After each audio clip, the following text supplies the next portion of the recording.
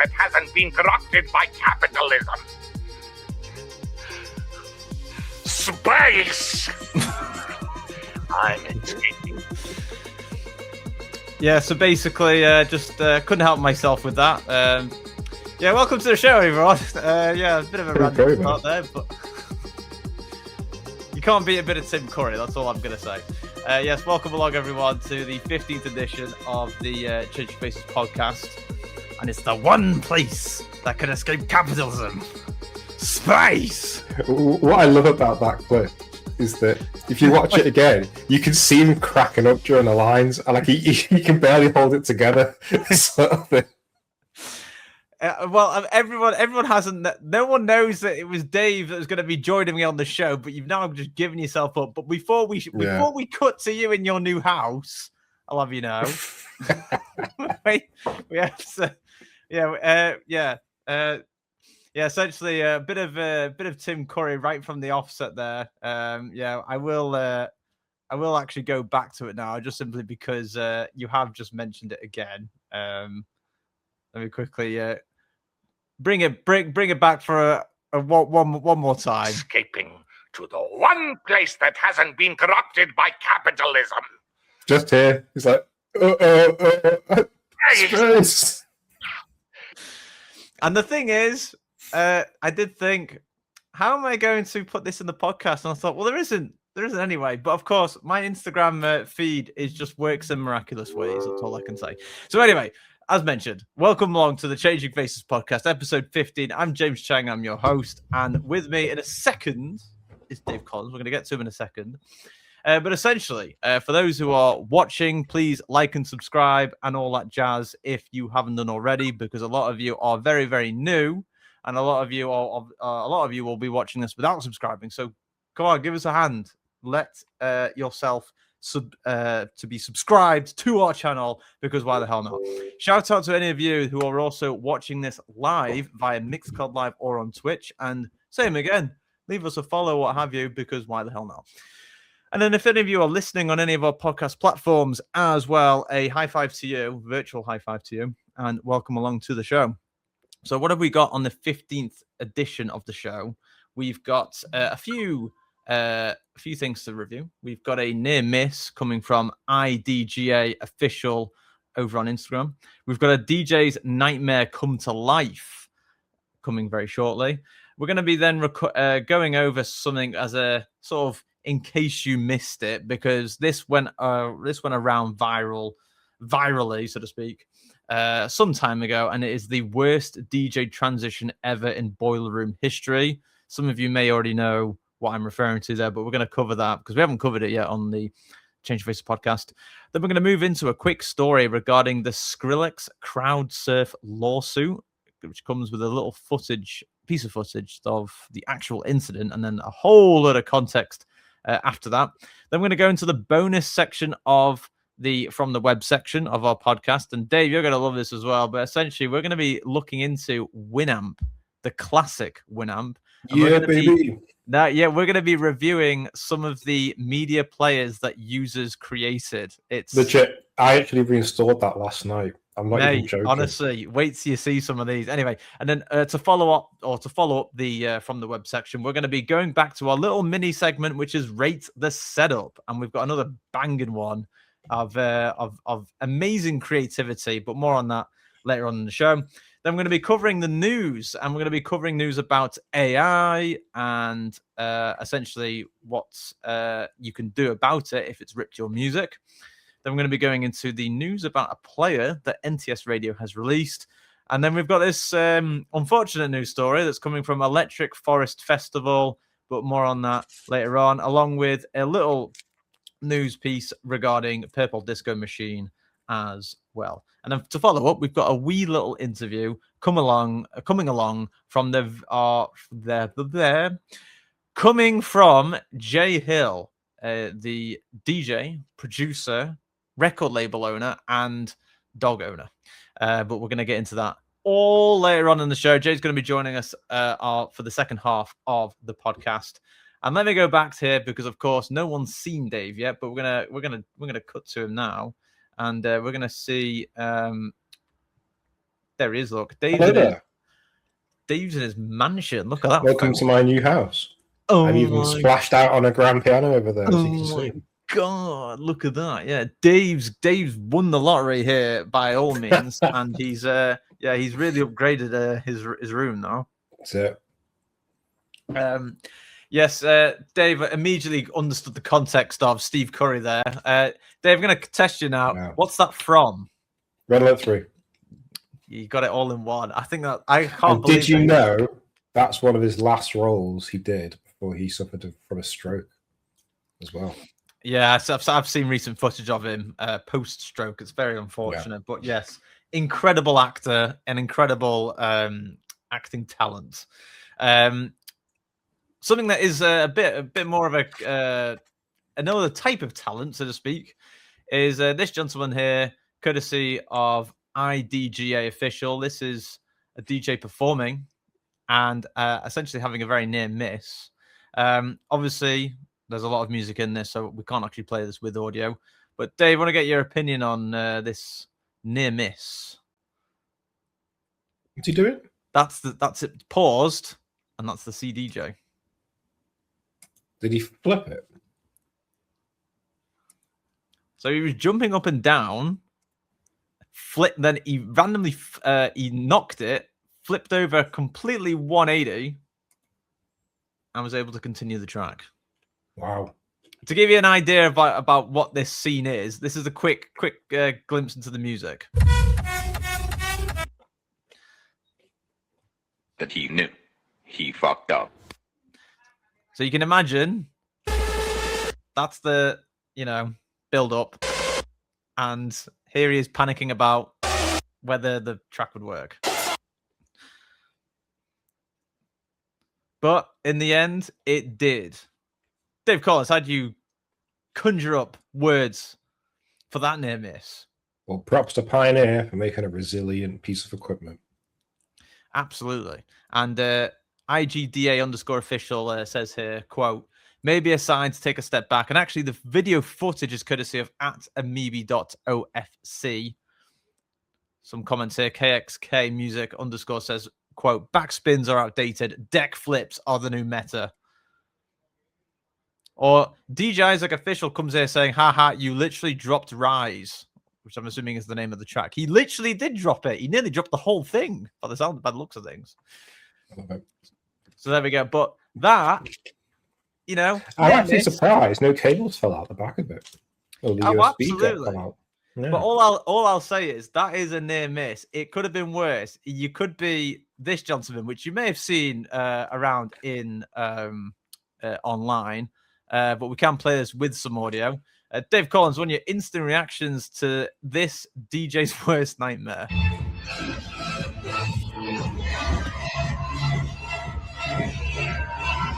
How is the music still going?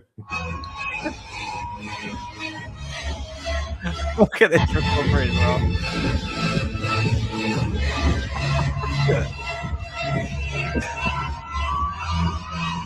Dave, describe it to audio listeners what you're looking at. Especially this one. He basically headbutts a table. And all his decks fly across the stage. But amazingly, the music keeps going. That's actually the most impressive bit, in my opinion. Do you know what I love? I love, like, he shakes his head like, oh, shit. And they're like, look what he's doing with this table as well. Do you think these DJs are just hammered? And that's the reason they keep, like... Because remember... I mean, please don't shoot me. But we saw Paul Van Dyke one time, and he was a bit drunk, DJing, right? Right, really. And it's like, I'm surprised he could DJ in that scenario. These guys, like, is it just that they're just, like, totally out of it, and they just, like, slip? I don't know. It just makes me think a little bit like... I mean, he looks like he genuinely slips over. But, yeah.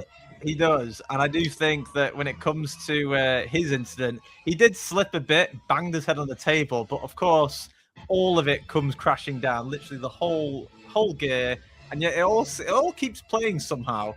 But what I do love is, despite this struggle and someone filming him, no one comes up to help him. No, Like, it's part sound of the show. engineers are like, no, yeah, you're on your own, my friends. To be fair, the table he's got looks a bit rubbish. That's a bit of a rubbish table, right? Yeah. But absolutely fabulous way of trying to recover himself there. Yeah. Cool. Yeah, it's I feel like I'm after 15 episodes of these videos, I'm getting desensitized, but I'm still getting surprised. So keep it coming.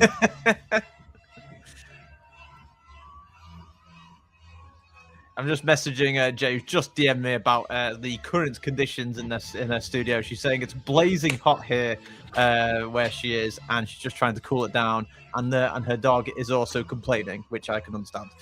Yeah. We're going to move on to the next thing now. In preparation for that interview now, for an interview later on.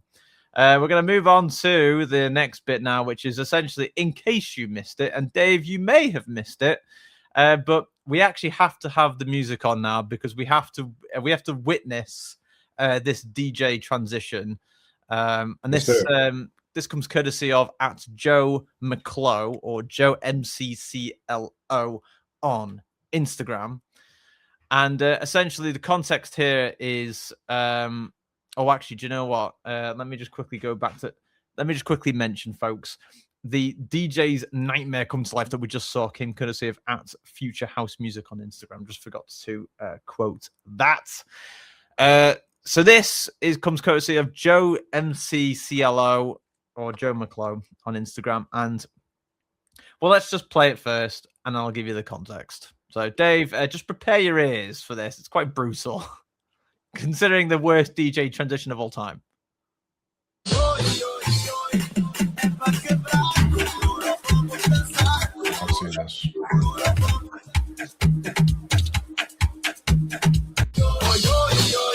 That's not too bad. It's all right. No one ever know. I mean, to be fair, I mean, no one flinched or anything, so... Nah, no one will notice. Yeah. I do think, right, this is something I was thinking. So you know the old thing of if you make a mistake, nobody will know? Like, now, when you just DJ'd out to a drunk crowd, yeah, that's probably true. But now you got internet streaming. I think a lot more people are noticing when you do mess up, unfortunately. Well... It's like it's not just a local thing; it's a global thing, and the clip lives online forever. Yes, as well. That's the worst bit.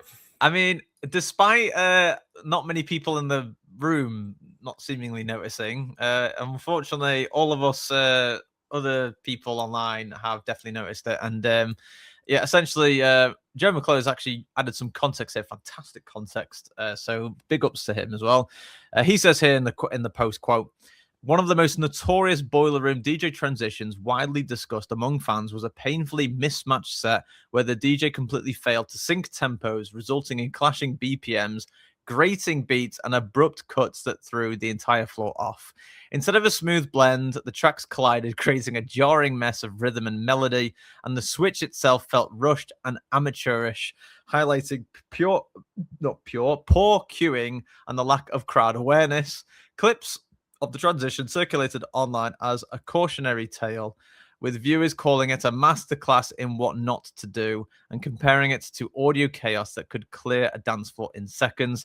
The incident remains a talking point among electronic music communities for how even in high-profile, professionally broadcasted set, technical missteps can completely derail a performance." And top comment here, Bogdan _. Oh, that's a hard one. Is it Shochan or Ciocian? I'm not sure how you pronounce that. He says, "How did she get a boiler room?" ? With 116,000 likes. Yeah, yeah, yeah. Not too sure how she got a how she actually got. Someone said toilet room. Oh no, that's actually pretty good. Toilet room. I'm gonna use that from now on. Leon Dedios 322 in with a comment saying someone said toilet room. Dave Collins, what's your reactions to this?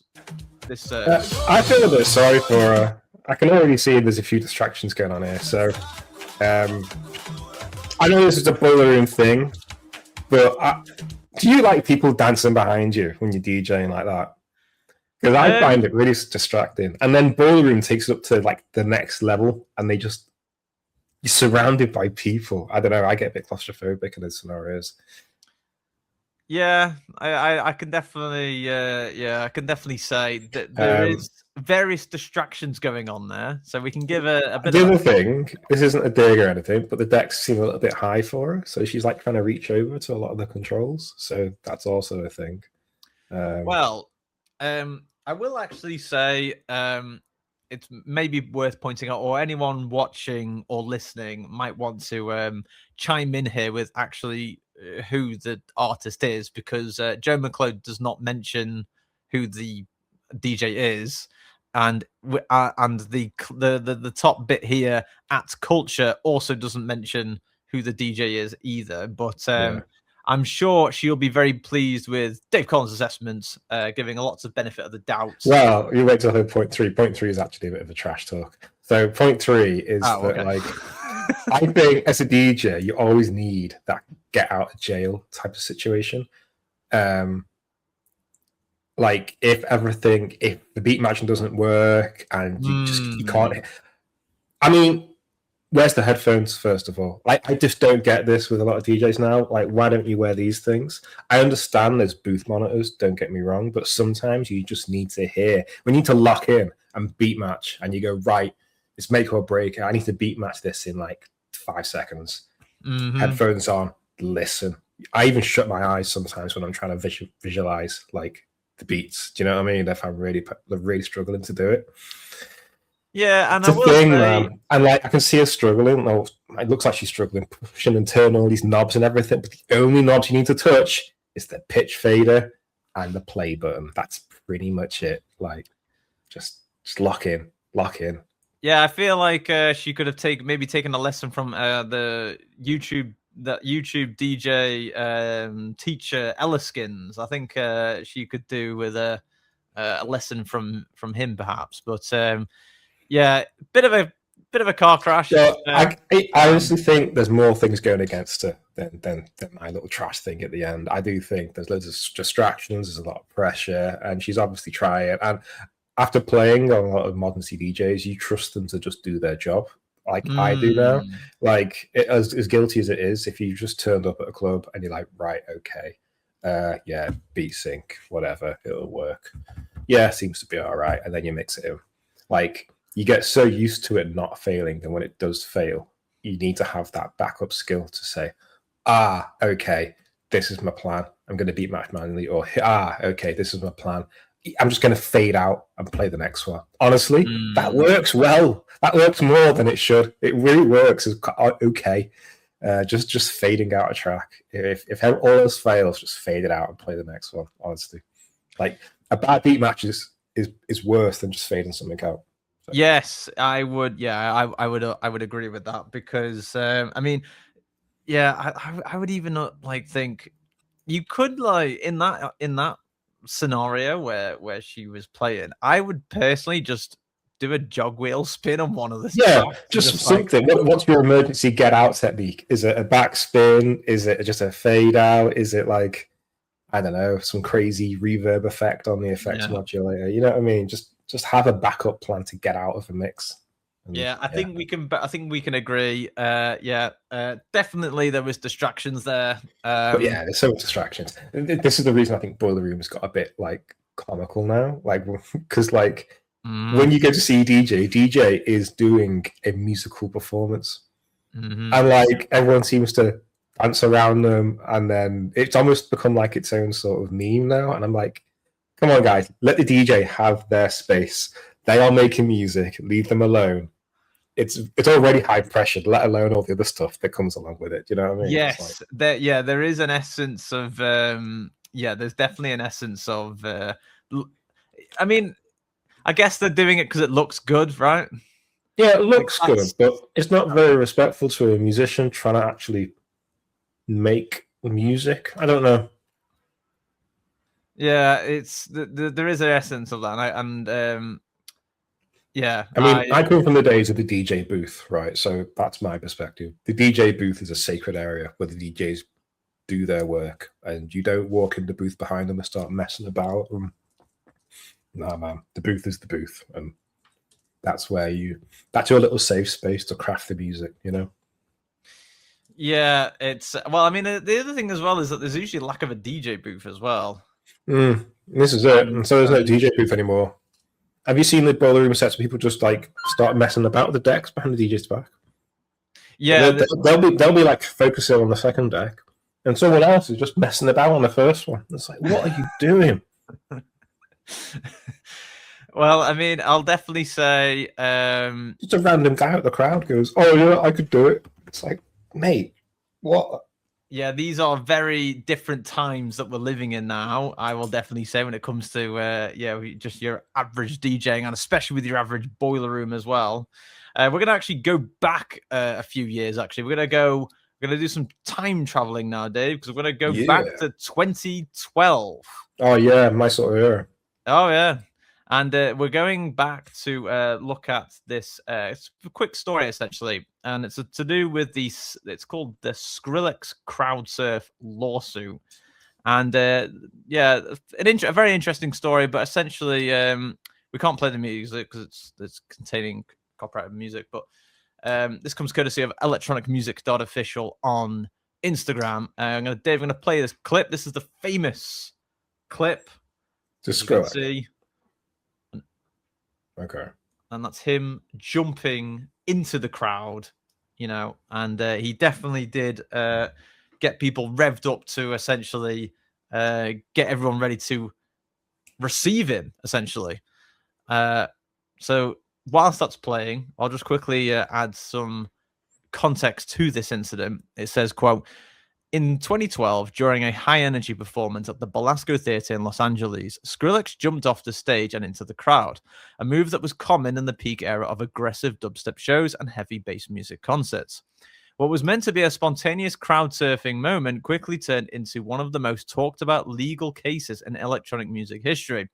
A woman in the audience claims that the impact from the stage dive caused serious injuries that later led to a stroke.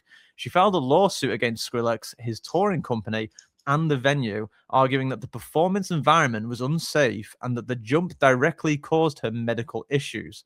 The case went to trial years later, and in 2018, a Los Angeles jury ruled in her favor, awarding a total of $4.5 million in damages. Responsibility for the payout was shared between multiple parties involved in the event. The incident became a major talking point across the EDM industry, raising questions about stage diving, crowd safety, artist liability, and insurance at electronic music festivals and club shows. It also marked one of the most expensive crowd surfing moments in dance music history, turning a split-second jump into a multi-million-dollar legal case that is still referenced whenever discussions about concert safety come up. Video by Geordie Graphics on YouTube. Dave Collins, how would you unpack such a... Well, essentially what you're looking at is you're looking at a tiny moment in a 2012 theater that basically unleashed a 13, 14, 15, 16, 18, a 6-year legal case and a $4.5 million legal case. I'm actually amazed. What's your reactions? I'm amazed it went on for 6 years. It's how did they stretch it out that long? That's crazy. Well, you know what lawyers are like. Yeah. Essentially, the question I'll quickly ask you just regarding this story. Now, Skrillex decides to do a crowd surfing jump thing, right? Who's at fault? Well, I think it's pretty obvious. He's at fault. But a big but. How many times has this happened over the course of music history? Rock and roll, crowd surfing, and all this. Mm-hmm. Is this the first time it's happened, like the lawsuit, or has this happened in the past with all the old rock and roll concerts and stuff? Yeah. I'd be surprised if this has never happened before. Oh yeah. It reminds me a little bit. There's always dangers at festivals and gigs and stuff. I don't know if you've ever been to Download or anything, Chang, but mosh pits, for example, can get really sort of crazy at festivals. And I think everyone in the mosh pit is friendly, but there's nothing to say you can't injure someone by accident. Yeah. They've never really had lawsuits like this, probably because you don't know who the other person is. But if it's like the act jumping on someone and hurting someone like that, I can understand. I mean, I can't see the case going any other way. He's in the wrong for doing it. And it doesn't matter that it could be common or not in the industry. It's not the point. He is wrong for doing it, and that's it. I wouldn't be surprised if his lawyers would say something like, just based on the very basic assessment of how he's jumping into the crowd, would it not be a case of maybe not assuming, but just the fact that X amount of people are there to basically take on his weight? I feel like a structural engineer saying this, but yeah, taking on additional loads. It's not like they agreed to do it; they had to do it, because if they didn't do it, they'd get hit by him. So I don't know. Bit of a weird defense. I mean, you might get this. I don't think it's happened, but when Steve Aoki launches a cake at someone, do you know what I mean? Oh yeah. It's like, at what point is that actually going to hurt someone? I don't know, but it just made me think every now and then. I'm thinking, yeah, you might have got away with it so far, but at some point, you might piss off the wrong person. You know what I mean? Yeah. So you throw a cake at the kid whose dad owns he's like an oil baron, owns an empire across the world. It's like, oh crap!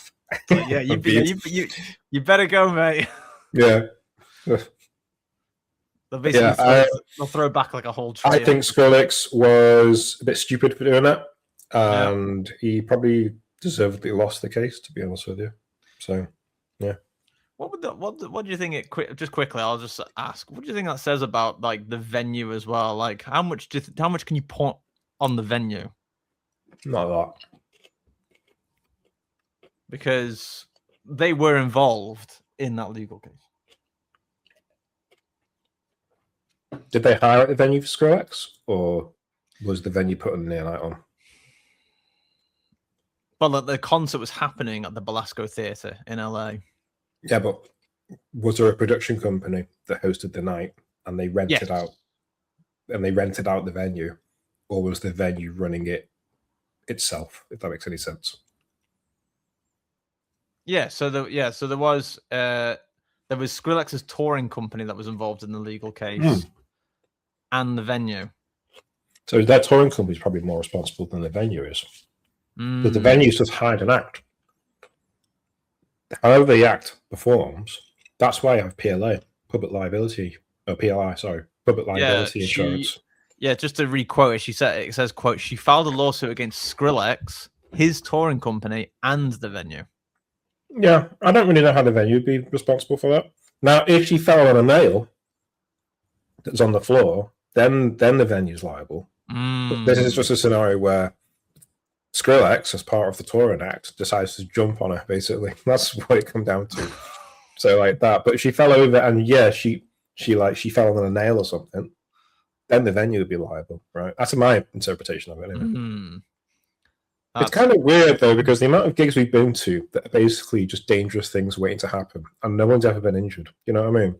It's just never been a thing. Could you say that these parties are just full of near misses, basically? 100%. Yeah. Yeah, I can agree with that, to be honest. Those of you that have been to like Tresor or like Berghain, let me know like how many near misses are in those venues, because from what I've understood, like they're extremely dangerous. Like if you fall over the wrong way, you end up with a nail in your eyeball or something. You know what I mean? It's like, just don't fall over and you'll be fine. Just be careful. Yeah. Well, I mean, there's a lot of incidents that we've been covering lately, but we're gonna move on to something very, very safe, very safe. Very good. We're just going to be calmly reviewing Winamp media players. Oh, look at it! There he is. Mate, I still love Winamp. In the safety of everyone's computers back in the day. No jumping on anyone. And Dave, I'll have you know, we're going to go back to, well, maybe not go all the way back, but this comes courtesy of I Hate Gum on Instagram. And you could also argue at RushieldShah_X over on X, Twitter. Essentially, I Hate Gum mentions here about Winamp. Quote, Winamp launched in 1997 and became one of the most iconic media players of the early internet era. It had highly customizable interface with detailed equalizer controls and became known for its thousands of user-made skins. Users could completely redesign the player's look from minimalist players to animated creations referencing bands, video games, or pop culture. This sparked a huge online community where thousands of skins were created, making Winamp one of the earliest hubs for user-generated design. With its rise in popularity, it became a statement of personal taste in the early digital era. At its peak in the early 2000s, it had over 60 million users, although Winamp has faded with the rise of streaming. The legacy of its skins lives on through the Winamp Skin Museum, which preserves more than 65,000 designs from that era. And we get to look at some of it. How about that, Lovely. Dave? I'm looking forward to this. This is going to be beautiful. So this apparently is the Gothic Is that? Do you pronounce it Baroque or Baroque? Baroque. Gothic Baroque moment of UI design. I'd say on face value, that's a very good one. Let's move on to the next one. Oh, sorry. This is an extended version, including. Yeah. So for those that don't know how Winamp used to work, Winamp was just basically, if you go back one, Chang, that was the interface you got when you launched it, and then you could snap other bits to it depending on what you wanted. So if you wanted a playlist, you'd bring it, you snap out the playlist box like that. Behold. If you wanted to have like the equalizer, you could snap out the equalizer box. If you wanted to have some weird visuals, you could snap that box out. So it's like a weird modular like player. It's really cool. Well, what we're gonna do now is I'm gonna show you some other Winamp creations, and I want you. I'm gonna get your opinion on them and how you rate them. But essentially, for audio listeners, obviously because you can't see it, I would highly recommend you go on our YouTube channel at Hey Changing Faces and look at this part because it's going to be very hard to describe. So on to the next playlist design. Yeah, they got a bit wacky. They got wacky. And like you used to get them as well. So like I remember clearly, if you bought like an album, sometimes they'd come with a free Winamp skin in the album. Like you put it in your computer and it came with one. Yeah, interesting you should say it because we're gonna revisit that because I'm sure one of them is in this collage. Yeah. So this is a collage of multiple Winamp windows, I guess, if you want to even call it windows. But yeah, some interesting ones there. Dave Collins, your reaction to this one? Well, this isn't Winamp. This is actually Windows Media Player. It's sad, I know that, but it is. Oh, no way. Yeah, look. Yeah. It says on the tab. Yeah, so this is Windows Media Player made some wacky skins as well. Oh, I see. So this would actually be a homage to also Windows Media Player back in the day. So I guess we can add that as additional context. But there you go. Dave Collins, what's your how do you rate that? It's one of my favorite ones. It's just weird. I love it. I like how his ears are speakers. It's just and you have to pull his ears out to get to the things. Yeah, that's quite incredible. Let's look at the next one. Oh, that looks really cool. It's like something from Alien. Yeah. Isn't that just so cool? Like, how would you describe that design? It's like the xenomorph of Alien. It's like all weird and it's mechanical. Alien like. Yeah, very, very cool. Let's move on to the next one. I've not seen that one. This screams to me like Xbox. Yeah, this is the Xbox era, wasn't it? Like 2001-ish. Yeah, everyone was into the whole sort of. I'm a big fan of this as well because this kind of shows like it's kind of like got its own headphones. Mm-hmm. Yeah. So that's quite a nice one as well. Let's move on to the next one. All right, pretty good.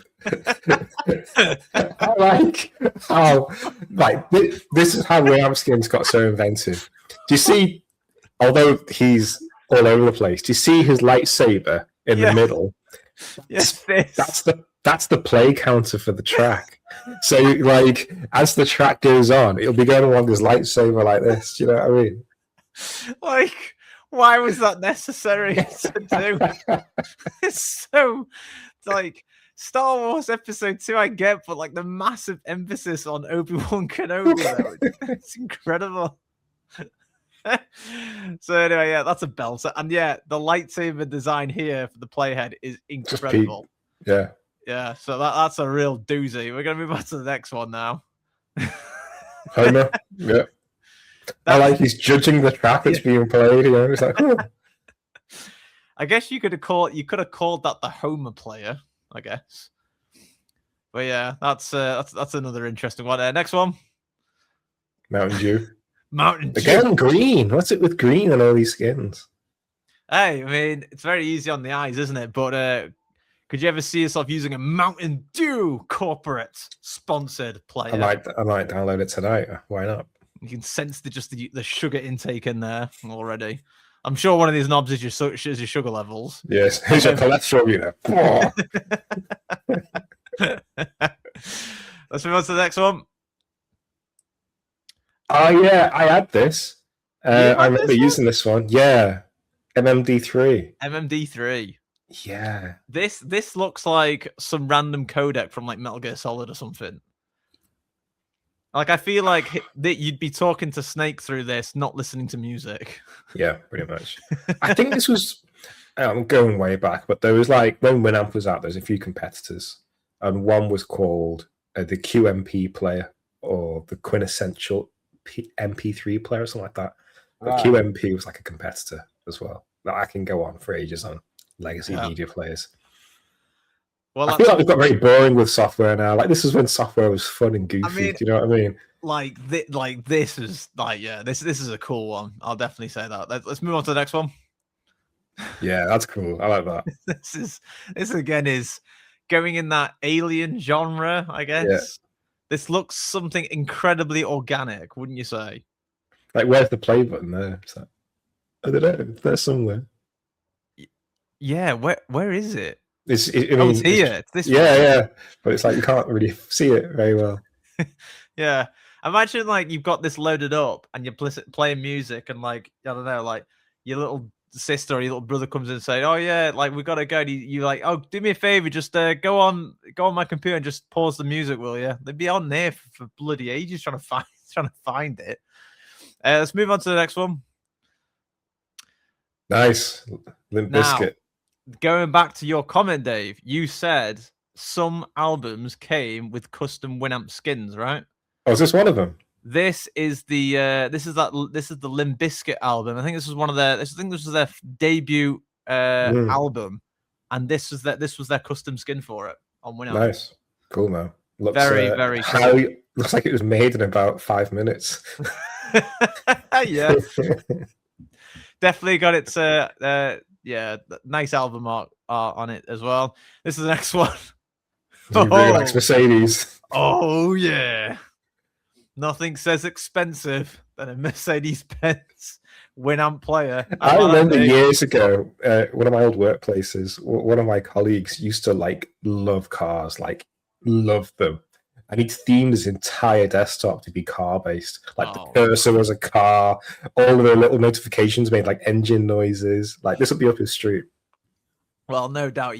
I hope he downloaded something like that. And this also screams a bit of Fruitiger Aero, that type of design template, especially with all the blues. Template is it's just blue.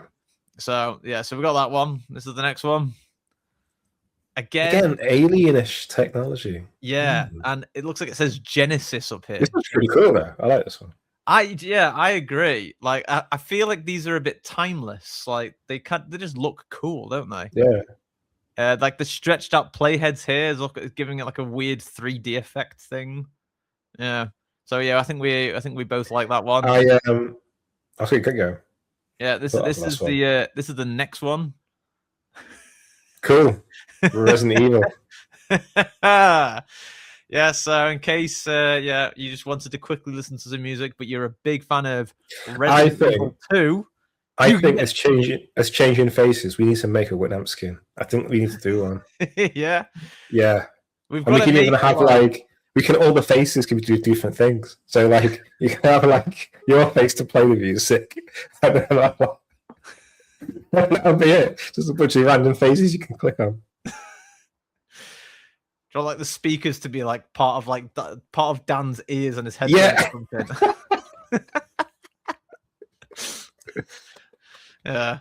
Yeah, something like that sounds all right. Yeah. This is the next one.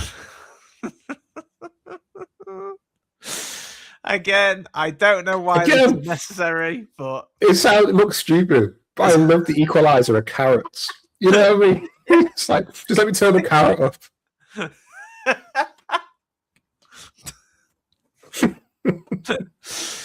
Yeah, I mean, Jesus Christ! Like, I just love how they've put carrots in everything.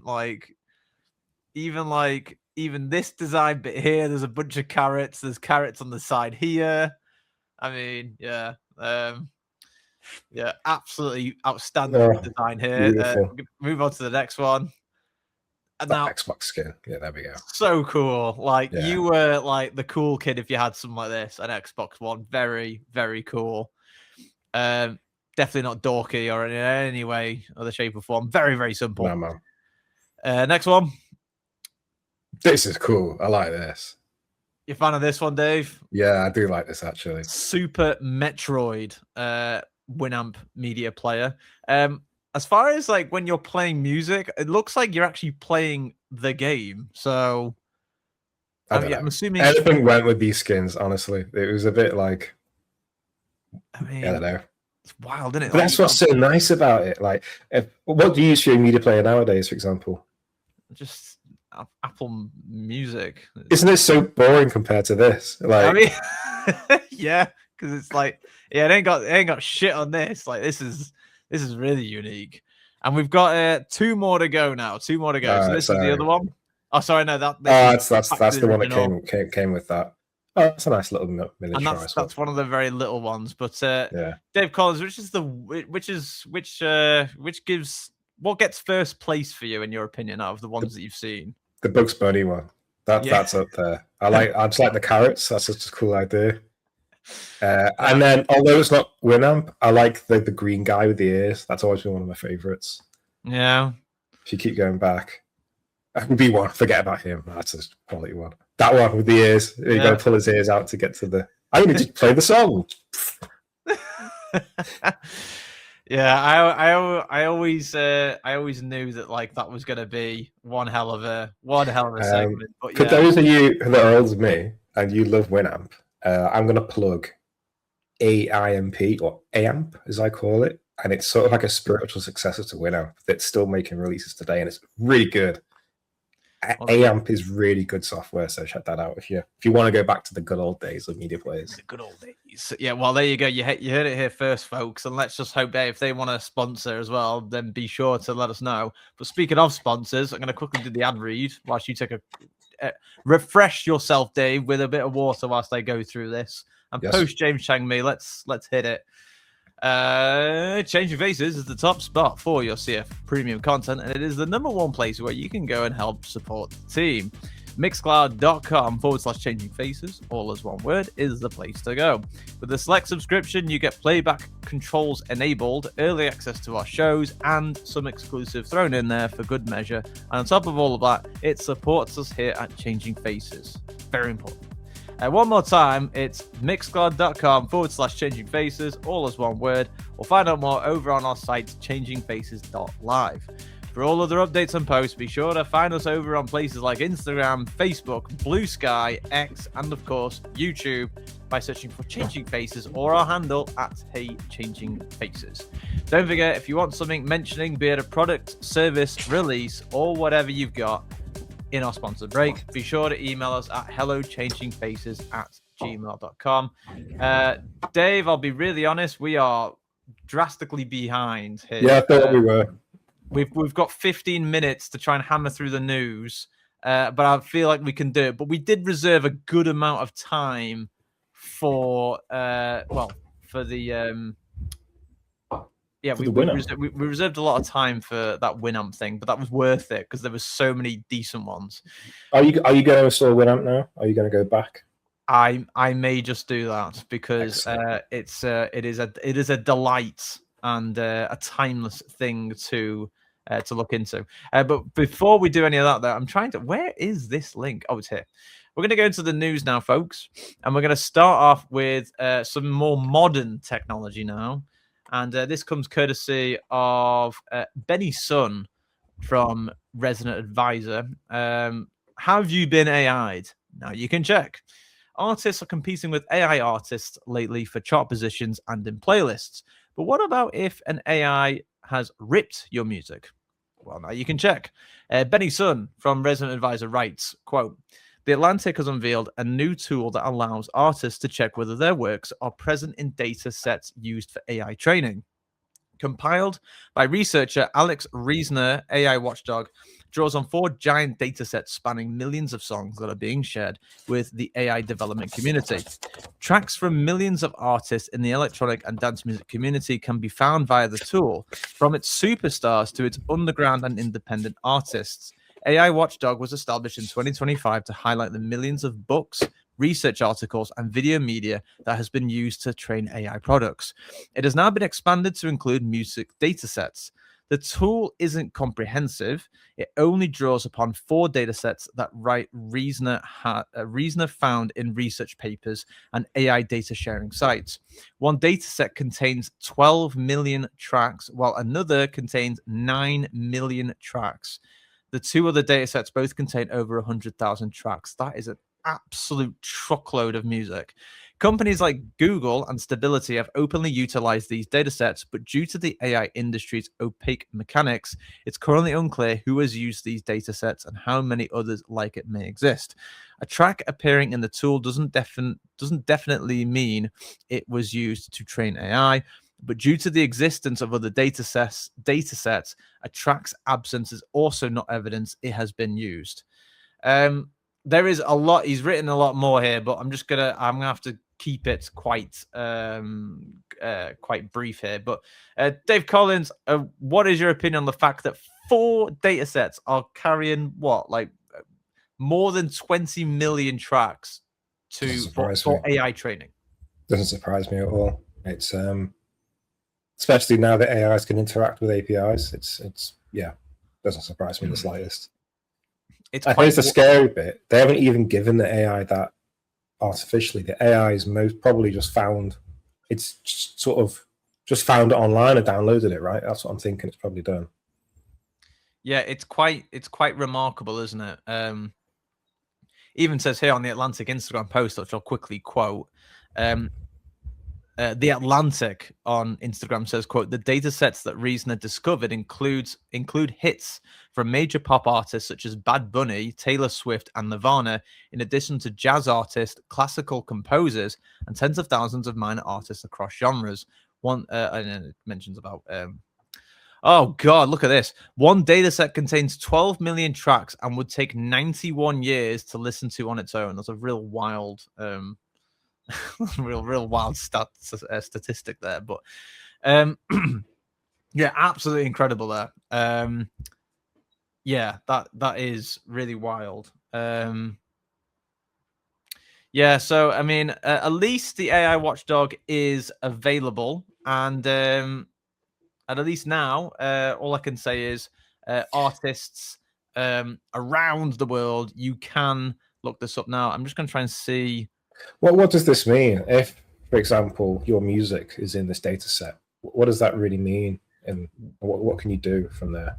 Well, all that it says, or as Benny Sun writes, he writes, quote, "A track appearing in the tool doesn't definitely mean it was used to train AI, but due to the existence of other data sets, a track's absence is also not evidence it hasn't been used." End quote. Right. Okay. And hang on. Well, whilst we are deliberating on that, Dave Collins, I'll just quickly ask you whilst I'm just messaging Jay. Should artists be worried about this, or should they be happy that the AI Watchdog is here? Well, I think the fact it's here is nice because at least gives you visibility into where your music's being used, right? I suppose you could take this information in many ways. Are you going to use this to sort of do a lawsuit? If so, I don't know who you'd use a lawsuit against. I'm not really very smart in that area. But like, I feel like a lot of these discussions around AI is almost like they mirror a lot of the discussions that used to happen around Kazaa back in the 90s in regards to it stealing music, maybe. And we need to get paid for that. And it didn't work out for Kazaa. And I don't really think it's going to work out, for this either. I think it's the music industry just has to adapt and accept that AI is here and roll with it, basically. Because I don't understand how you take it on and like defend yourself online against tools like this. Because I mean, if you want to stop your music from getting leaked, that's been happening since the 90s. Do you know what I mean? Like, and this is just another way of your music getting leaked. So instead of people downloading it off the Pirate Bay, now AIs are just downloading it off wherever they want. Like the concept of people getting illegal music isn't new, and I think that harmed the industry, but I think the industry learned from it and they made other ways of like offering music to people. Mm-hmm. I will say this, and we talked about it a few episodes ago. There's one thing like AI can't do, and like digital theft can't do, and that's the old concept of when you buy music, you don't just get the music, but you get an experience. You get the booklet, you get an album, you get something physical in your hands. That still hasn't been reproduced. And that can't be stolen either, not really. So you've got to think, right? What direction is the music industry going to go in? Is it going to go back to where it started in that regard and sort of start again? And may we also shamelessly plug that what Dave's talking about there is what we discussed in the previous episode 14. So go and check it out. That topic has weirdly become super relevant this week because did you hear about PlayStation ending disc production in 2028? Oh, that's sad. So yeah, they're ending all disc production in 2028, and everyone's saying, "Man, I used to love buying games and just reading the book inside of it, and like having it on a shelf." And I'm like, "Yeah, games are like it's the same discussions happening there that music had when Spotify took over, basically." You know, so it's like makes you think. Yeah, I'm not sure how I feel about that. I'll also say I'm not sure how I feel about this next news piece as well because it's an interesting innovation coming direct from London, actually. And we're going to move on to this news story. This comes courtesy of April Claire Welsh from DJ Mag. And NTS Radio, or London-based NTS Radio, has a player. A Swedish company, Autonomo, have designed this neat little radio player for NTS. So April Claire Welsh from DJ Mag tells us more. Let me disagree with that. This new player created by Swedish audio company Autonomo is designed to work with any audio system. A new NTS Radio dedicated player lets you stream the station's online broadcasts to any hi-fi system. The new player, created in partnership with Swedish company Autonomo, is designed to work with any audio system using AirPlay 2, Google Cast, Spotify Connect, or Tidal Connect to stream from your phone. The device comes with 2 buttons for tuning into NTS 1 and NTS 2 live. Well, you can also use the wheel to pick one of the 16 infinite mixtapes, which include Slow Focus and Poolside, or listen back to its numerous archive shows. Who says this? Noah Constantinou of Autonomo says, quote, "We think of this as omakase listening. You hand over the decision to someone whose taste you trust, and you get something better than anything you'd have chosen yourself. NTS has been doing that for over a decade. We just wanted to make sure you could hear it on speakers worthy of the music," end quote. And for those curious, the Autonomo NTS radio player costs $169, which is £129, and that's 149 euros. And it is available now. Dave Collins, I'm going to come to you now. A radio station having a media player. How do you unravel such technological innovations? I probably wouldn't get one, but I will say this: I appreciate the design. I think the design is very smart. Yeah. So, like, you're a fan of its design. The concept of it, right? So, like, for me, any device needs to be customizable. So I want to be able to turn those 1 and 2 buttons into my own radio stations. That's just my 2 cents. Every device needs to have customizability. But what they've done with the wheel is replicating what happens on Spotify. So, like, a lot of people now they'll launch Spotify and they'll go, "Oh yeah, it's a beautiful day for running. I want a running mix." Or they'll be at the pool and I want a poolside mix or something like that. And from what you explained there, that wheel is basically the vibes wheel, right? And it just says, "Oh yeah, I need music for this sort of scenario." So I think that's kind of smart. That's actually a really good way of delivering music to people now, because no one remembers track names, but they remember vibes. Like that's the world we live in now, basically, right? So I think that's kind of a smart idea. I think Pandora used to do this years ago, but I never used Pandora much. But yeah, I think it's a cool design. I like the idea of it. I wouldn't pay 120 quid for it though. It's a bit expensive for what it is, but the design's pretty fun.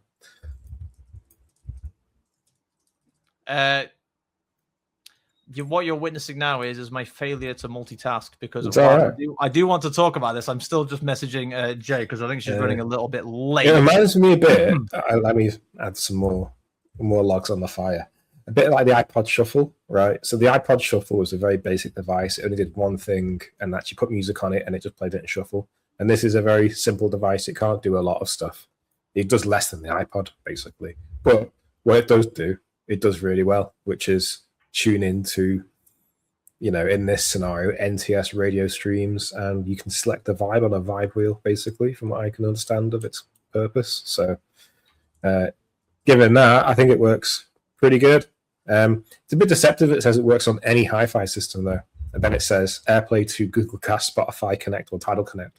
When you said any hi-fi system, I was like, oh, great. Like, I've got some really old hi-fi systems. So, like, FM broadcasting. But that's just because I'm an old fart, basically. I thought that. So, yeah. Yeah, I mean, I'll say the design definitely... I think the design, it's smart. Like I can pick one of these up and I can go, I need music for, I don't know, doing work. Go. Like that in itself is a very seamless experience. And I appreciate they've realized that. That takes more effort to think about than just tune in, click this button to tune in type of thing. So yeah, definitely. It's like merch, isn't it? It's merchandise equipment. It's a very fancy piece of merchandise. I'll definitely say that. Yeah.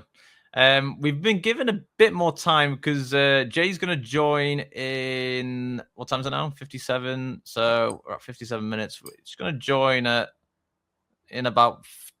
what am I best saying? About 17 minutes or so. So we've got a wee bit of time now. However, there is still actually more to get into. So we're gonna get rid of this bloody player. It's gone now. Would you buy one? That's the final question. No. Okay, fair enough. I don't know. Maybe. The thing is, I'll be honest. I'm not a huge NTS. I don't really listen to NTS radio. But then again, it's not really for me because we're the people that make radio shows. We're not really the ones that listen to radio shows that much. It is true. That's what I'll put out there. We're going to move on to the next bit of news. And, well, I mean, I didn't really like... we shouldn't really have to be reporting this. But we're going to do it anyway because it did happen. And it happened at a festival. This comes courtesy of TMZ. Newborn. Oh, yeah, I heard about this. This is so weird. In a Portaloo. Yeah. In Electric Forest Festival. This is so sad if it's true. Like, was it literally someone who gave birth at a festival and like? Well, I mean, we're going to get into that. This comes credit of TMZ staff. Come on, TMZ. Like, name drop your journalists for God's sake. Don't just say TMZ staff. But anyway, so yeah, this is not the type of news that we wanted to hear or report on. But as TMZ staff report, what should have been the final day of a music festival ended in unimaginable tragedy after cops say a newborn baby's body was found inside a porta potty, or portaloo, as we say in English, British English. The heartbreaking discovery was made Sunday at Electric Forest in Michigan, where state police say a worker servicing portable restrooms found the infant's body in the festival's camping area, according to CBS News. God, the freaking workers servicing them found it there. That's a quick clip of what the festival was looking like, just to give you some context. It looks, let me just say, obviously horrendous news coming from here, but it looks like a great, festival, very happy, cheery people, and so on. Lots of colour. Article continues, quote, authorities haven't released any further information, but officials say there's no known threat to the public as they work to piece together exactly what happened. Electric Forest draws tens of thousands of music fans every year for its 4-day celebration of EDM, jam bands, and camping, but this year's festival is ending with detectives, not headliners, taking center stage.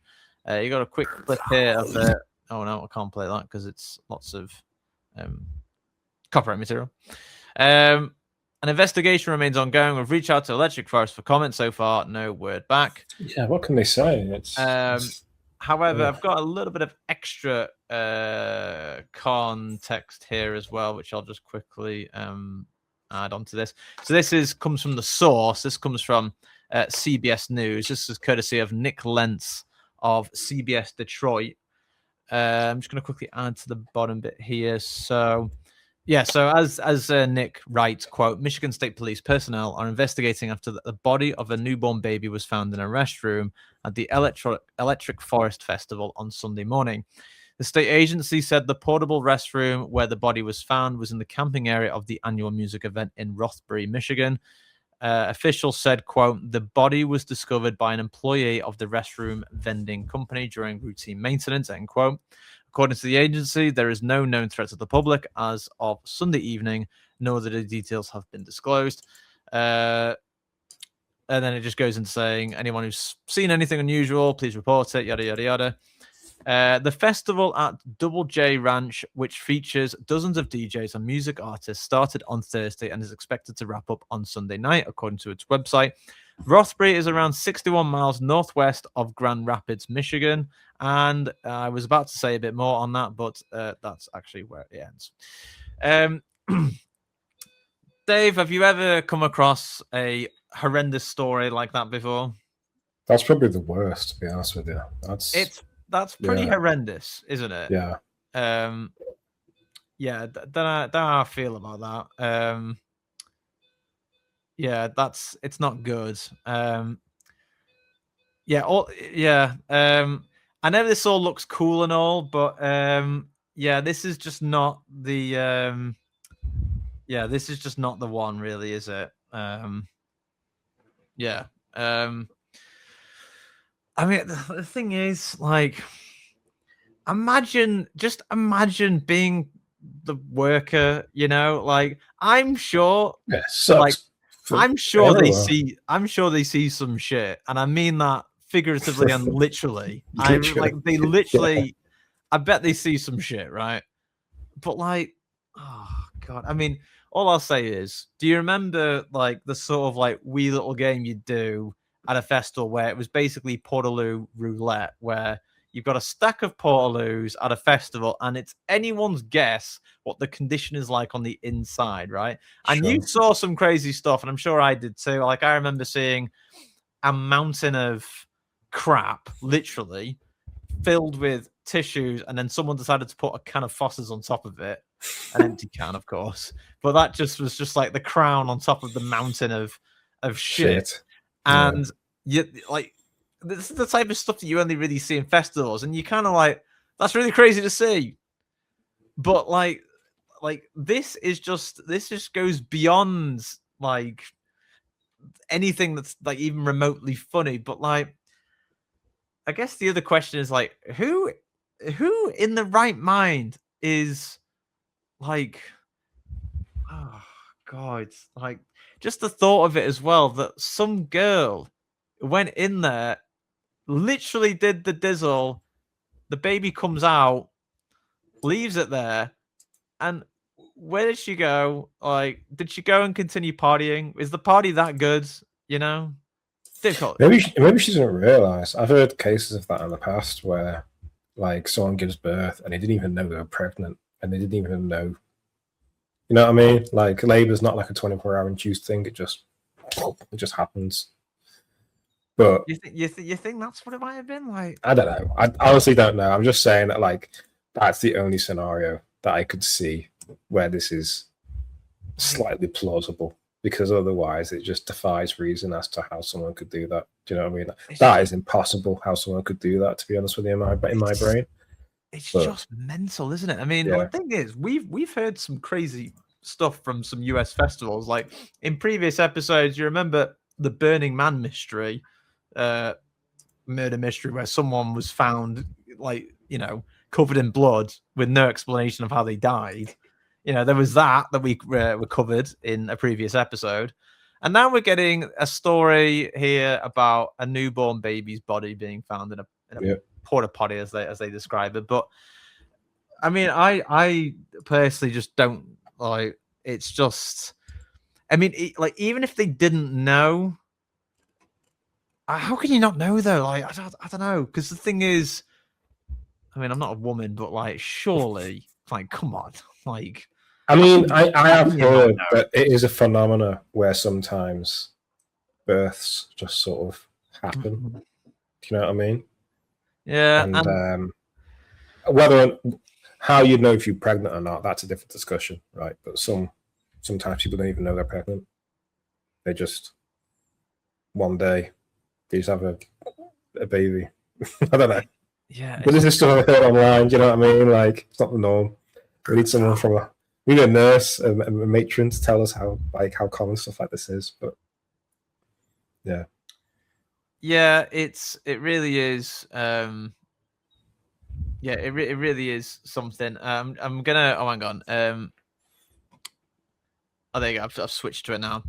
This is their latest post from a week ago. Electric Forest on Instagram, with a post from the MSP 6th District, West Michigan. It says here, quote, "The Michigan State Police continue to investigate the discovery of a deceased neonate found Sunday morning in the camping area at the Electric Forest Festival. Investigators are asking for the public's assistance if you saw anything unusual, yada, yada, yada. And we appreciate the public's cooperation and ask that people avoid speculation on social media out of respect for the investigation and those affected," end quote. And the Electric Forest even adds on to this, saying here, quote, "Forest family, it causes us so much pain to have to share this difficult news with you. Michigan State Police continues to investigate this tragic event, and if you can assist in any way, headquarters is heartbroken and knows that our Forest family is as well."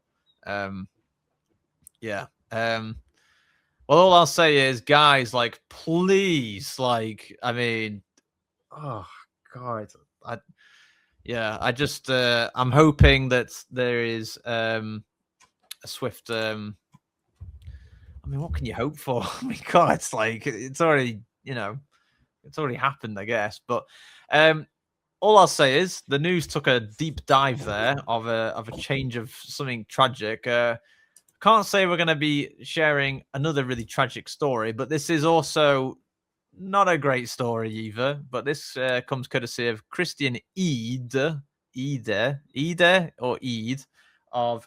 DJ Mag. Just in regards to Purple Disco Machine cancelling upcoming shows due to severe tinnitus and hearing loss.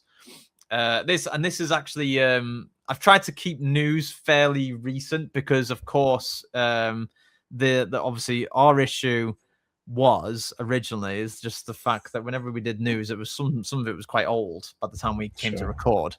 Yeah. So anyway, this is dated 19th of June, and well, we're recording 9th of July, so it's it depends how you want to look at it, I guess. But anyway, I've tried to do it as recent as possible. But Christian Eads or Eder writes, quote, "The DJ will take a month-long break from shows in order to recover properly and return at 100% for the long run. Purple Disco Machine has cancelled several upcoming performances after revealing he is suffering from severe tinnitus and hearing loss. Oh, no. In an Instagram post, the DJ and producer said he will take a break from his scheduled appearances until mid-July, when he hopes to return to performing. He described the decision to cancel the shows as difficult and said he has been dealing with hearing difficulties for the past 3 weeks. He shared in a post, quote, "While this has happened to me before, I've been living with tinnitus for the past 25 years. It has never been this severe, and I need to follow my doctor's advice and give my body the time it needs to recover," end quote. Actually, he goes on to say, quote, being unable to honor my commitments is one of the hardest things for me, especially knowing that so many of you were planning to come and see me. Right now, the most important thing is giving my ears the rest they need so I can recover properly and return at 100% for the long run. Turns out I'm not a machine after all, end quote. Very interesting play of words there. Purple Disco Machine and other DJs or other DJs that may be watching or listening, tinnitus is a real deal. You don't just ignore it. If you're hearing that ringing sensation, go and get your ears checked out. Dave Collins, what are your thoughts on that? This needs to be a PSA. I struggled a bit with tinnitus when I first started DJing.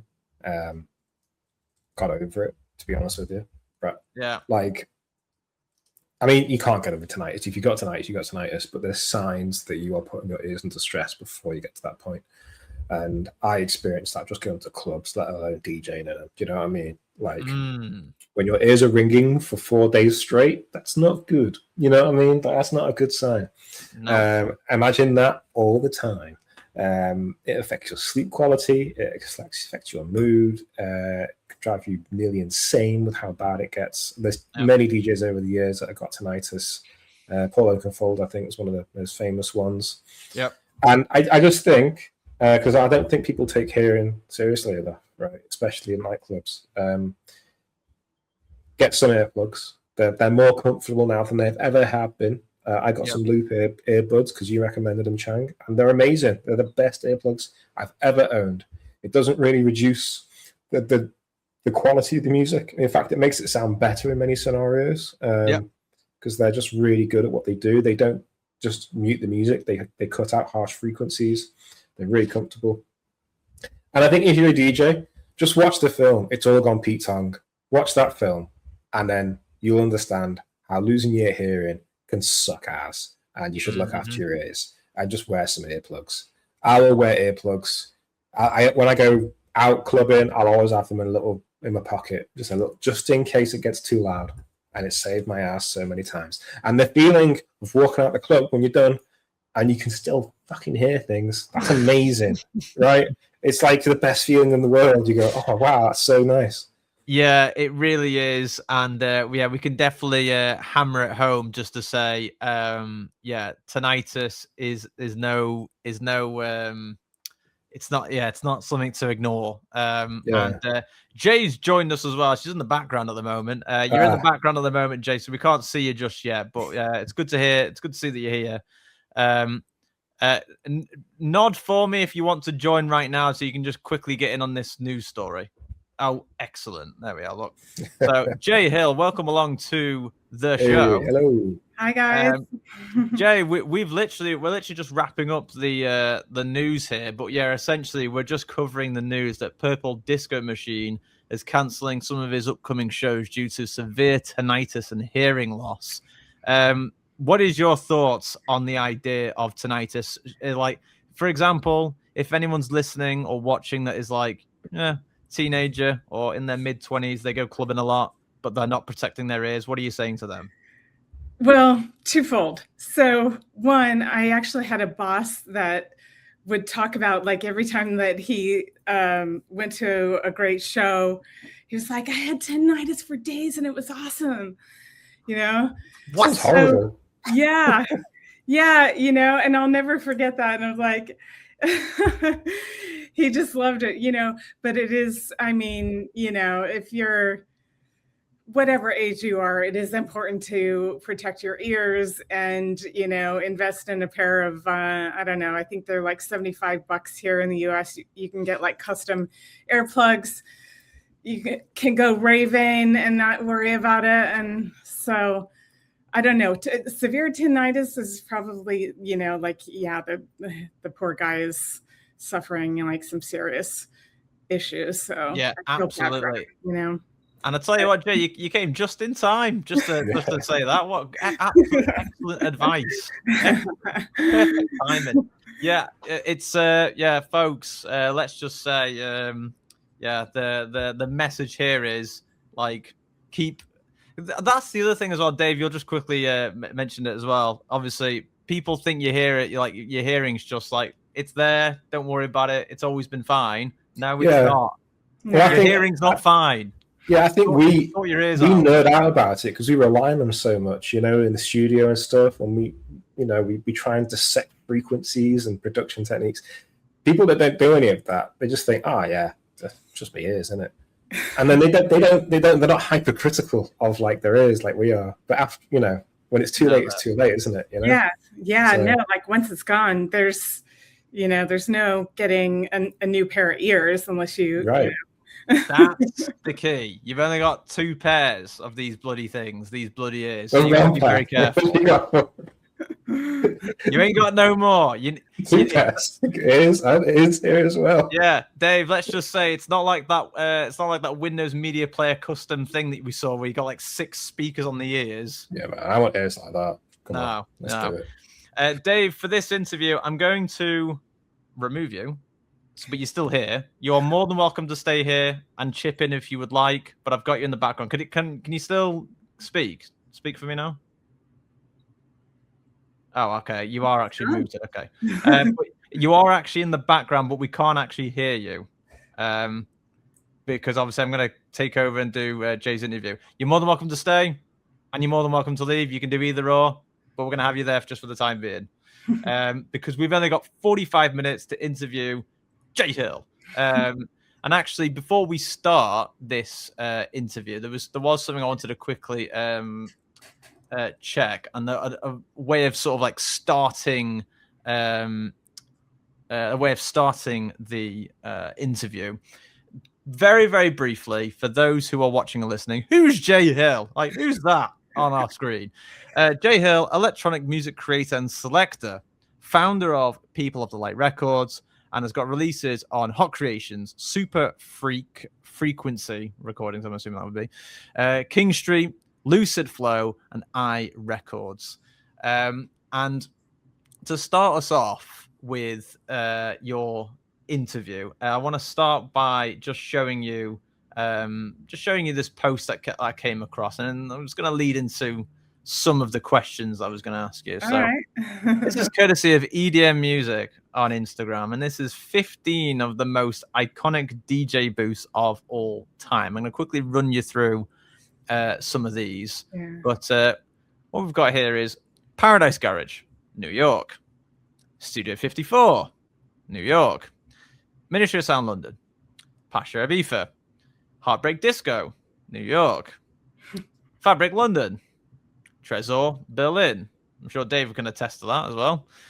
Club Zanzibar, Newark, New Jersey. Funhouse, New York. Music Box, Chicago. Twilo, New York. Stereo, Montreal. Sound Factory, New York.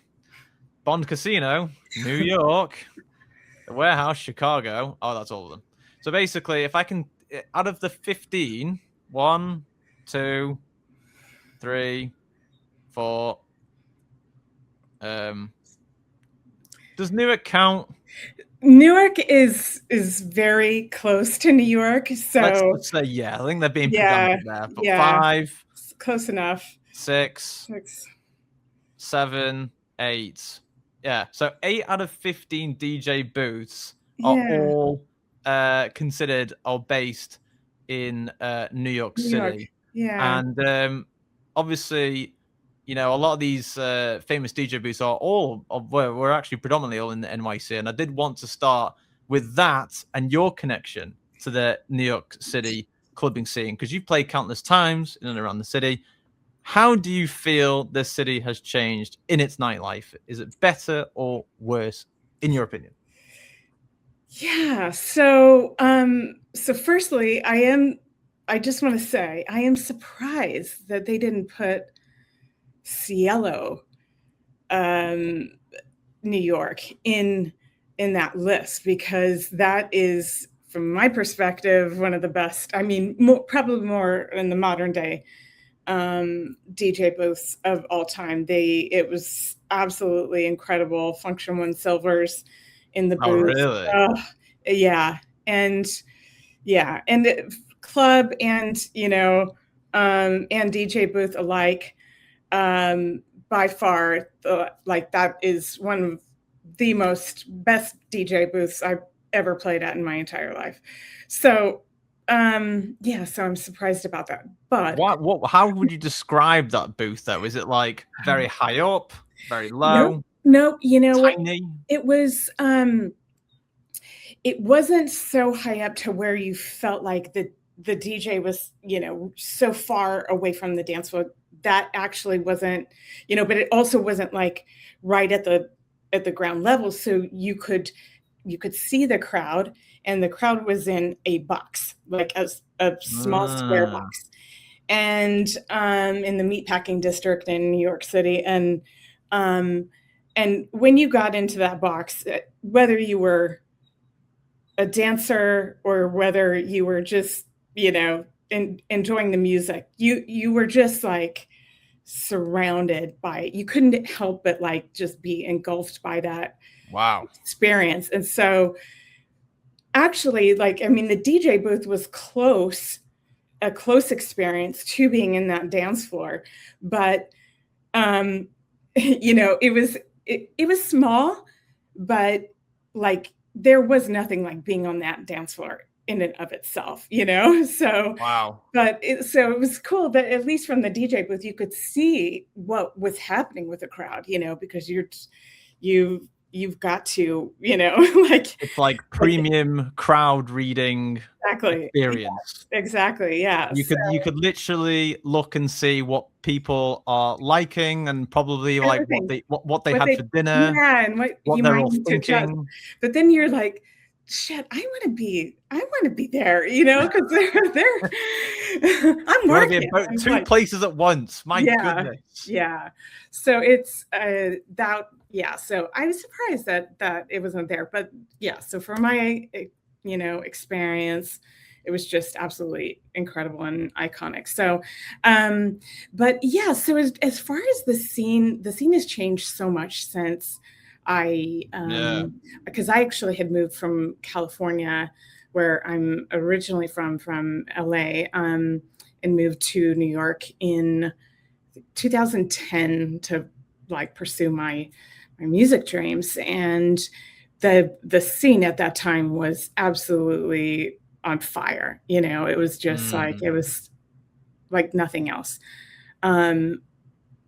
Clubs, you know, like so many clubs in Manhattan and underground, and you know, there was a iconic club called National Underground, and in that club is where I got my, you know, I learned everything about music, and you know, and I think the capacity was maybe 70 people, you know, and there was like a pole in the middle. People would bump into it all the time, but it like, you know, it was just like, I just learned so much, you know, from those nights. And you know, things really did change and morph over the years. And so when all of the Manhattan clubs, like the, you know, the big ones, the Twilo, the Love, the Poisson Rouge, and what else? Limelight. All of those started, you know, closing and shutting down, and then parties ended up moving to Brooklyn. Everything changed, you know, like the Manhattan scene then became, you know, lost its vibrancy, even though there were, you know, there still is some incredible clubs there. But it just changed the vibe, you know, of New York City scene a lot. And but then, you know, and you know, once, you know, the Brooklyn I don't know, popularity came through, it opened a whole new door of all of these, you know, warehouses and warehouse parties, and then that turned into massive venues and such. And so it just opened, you know, and the after scene, I think, then really blew up because, you know, but it just created a challenge for New York City, because then all of the clubs that were in, you know, New York, if you were going to afters in Brooklyn, you know, it's a long haul. Brooklyn's can be, you know, quite far. and at 3-4 o'clock in the morning. And then, for the Jersey people, that was like, you're in it for the weekend. So Imagine kind of a situation. all the cab drivers are like, oh yeah, they've all got to go home. Yeah, I wanted to ask you actually in regards to the latest edition actually, and of course we get over here, we get dribs and drabs of news about things that open up and close down in New York, but obviously the one reaching us from across over here is about Pasha, or Pachar, as some people have described it, or they call it that, returning to New York City, and they're taking over the Brooklyn Mirage, which we have extensively covered because that's had a real wild history of reopening again. What's your quick opinion on that? So since I actually moved to Philly in 2017, that venue has been shut down, reopen, shut down, and reopen. I'm gonna say at least 12 times. And wow. Yeah. And like a freaking death trap. I hope Skrillex doesn't go there, right, Dave? Because of course we literally covered that before, where there was like a lawsuit about him jumping into a crowd. But anyway, regardless of that. When it started, and it was actually just the City Fox parties that started there. It was super cool. It was really underground. It was, very it wasn't the Brooklyn Mirage then. It was just a warehouse, but they, had permit issues, this, that, and the other. And I kind of, at this point, I don't get it. Like, Brooklyn is also so big, and it is in proximity closer to New York, to Manhattan. So I can get why they, want to keep it there. But at a certain point, it's just like, okay, let's just move on, and find another, so I kind of, but, I mean, people, it has transformed into a massive venue over the years, and multi-room and everything. And like back when I started raving there, it was just one room, one warehouse. So it just, I don't know. It's like, I mean, I get it. It is a beautiful outdoor space, but I just kind of think, well, if it's going to continue and you keep, because I think like Black Coffee had I think last summer, like a residency there that was supposed to be like, at least once a month or every weekend or something. And then poof, like was gone. So, whereas there's other venues that have permits or whatever. So I think too that, the losses have to be massive. It's a very interesting point as well, and I think the other thing as well is the emphasis of Pasha being there in Brooklyn. You've mentioned that a lot of clubs that opened up in Brooklyn back in the day were all sort of grassroots, taking over warehouses, very underground. Pasha barging into the New York scene and taking over the Brooklyn Mirage, this absolutely huge behemoth courtyard. Very much like Ushuaia and Ibiza, to be honest. But would you say it's they are literally just capitalizing on this? And do you think it will change things again?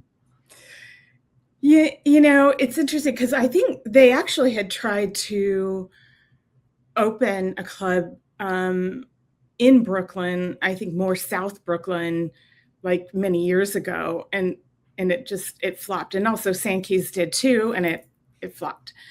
And so, I don't know. I mean, if they can somehow differently come in and get through all of the residual bad karma, whatever they've had going on for the past, I don't know, 12, 13 years with this back and forth stuff. Let's just hope there's not a 13th time it's closing down. Let's hope. I personally, I won't book tickets there.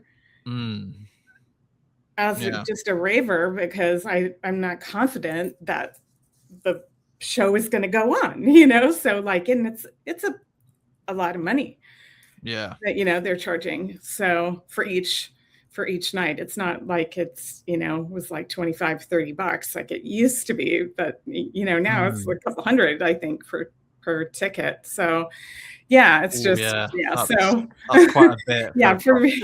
So it'd be a huge investment to go. I would need to see probably like a year or two of consistency. I don't know. Before I did. Yeah. So. Or essentially, when we covered it, me and Dave were basically saying we'd probably go as long as they've got their health and safety thing sorted out, because obviously that was what a lot of the issues were when they were trying to open up previously. But just in regards to how clubbing is in Brooklyn and what have you, do you think, in your opinion, it's gotten harder or easier to try and get gigs in New York City and the Brooklyn area? I think, well, it's interesting because People of the Light did our first New York City label party in Brooklyn last December. And I'm shocked it came together because I was expecting a lot of kind of the same that I had experienced many years entrenched in the New York scene, booking parties and the whole thing. I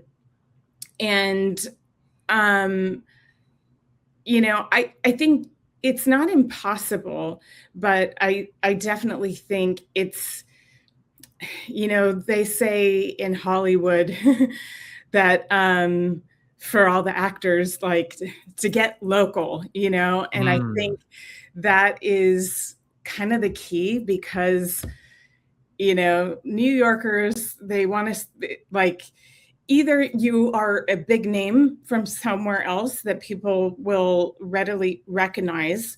And if you're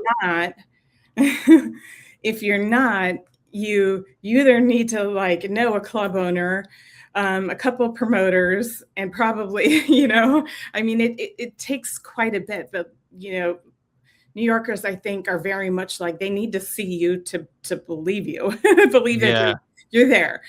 And so it's very hard to get bookings from overseas. I mean, it's even hard to get bookings for people that, for some of our artists that live there, that have been in the scene. Me being an hour and 45-minute drive away, which is pretty close. But, I am super happy that we were able to do the People of Light label night there. We found a really cool club. It was just a lot of fun. There's not a lot of financial rewards. But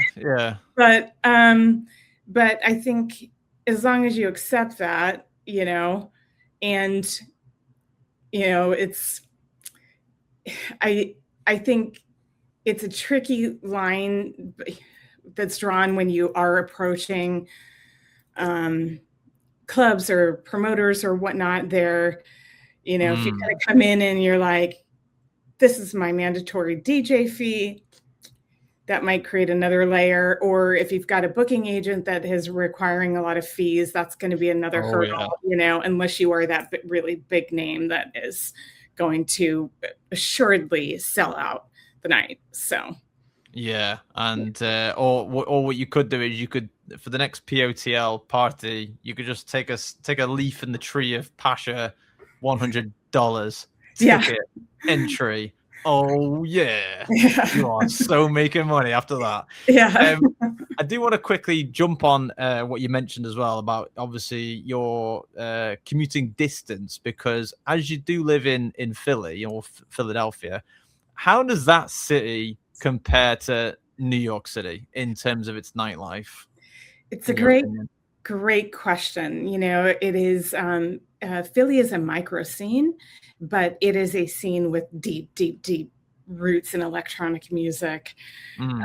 Josh Wink, King Britt, Ursula Rucker, who we've been really blessed to work with. Oh my God, I'm Rich Medina. I could go on and on and on.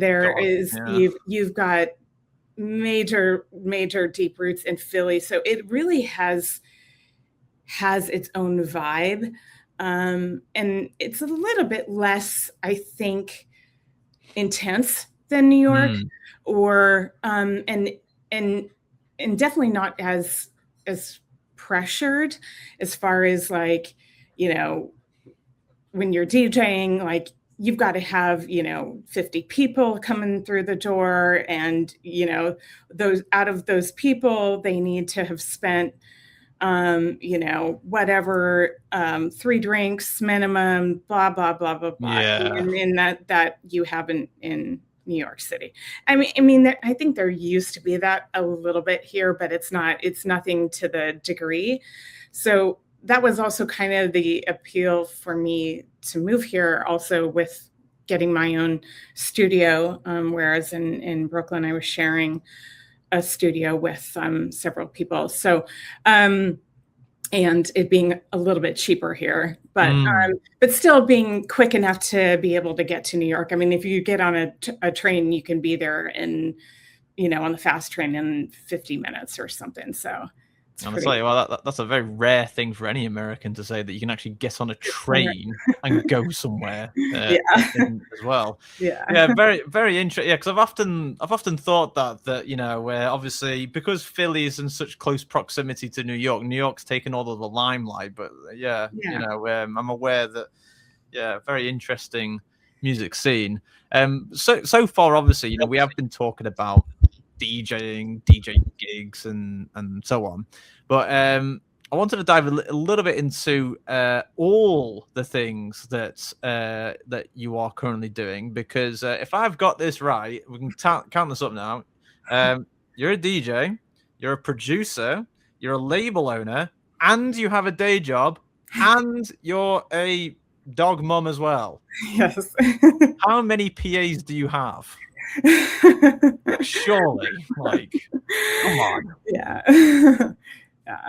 How do you manage your time? Like that's a lot of juggling. It is a lot.